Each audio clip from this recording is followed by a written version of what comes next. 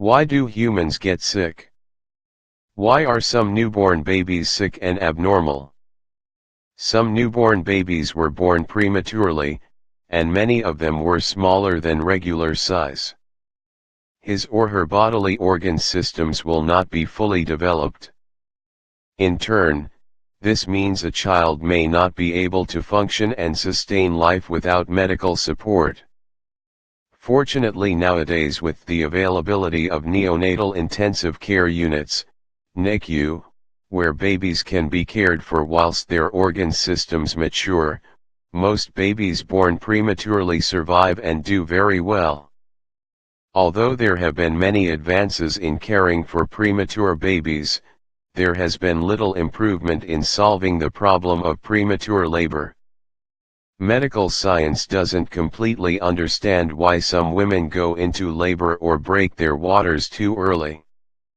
There's no completely accurate way to predict which women will do so or prevent these women from giving birth prematurely. However, there have been some advances in helping to prevent premature labor and great advances in taking care of premature babies. Dwarfism is a condition of being short in stature under 4 feet 10. Causes of proportionate dwarfism include metabolic and hormonal disorders such as growth hormone deficiency. The most common types of dwarfism, known as skeletal dysplasias, are genetic. Skeletal dysplasias are conditions of abnormal bone growth that cause disproportionate dwarfism. Brittle bones disease is a genetic disorder characterized by bones that break easily, often from little or no apparent cause.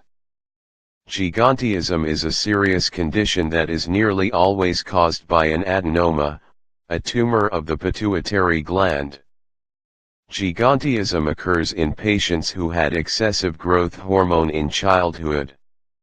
The pituitary tumor cells secrete too much growth hormone, GH, leading to many changes in the body. People with gigantism have short life. Some people have distorted parts of the body. People can get cancer by eating poor diets.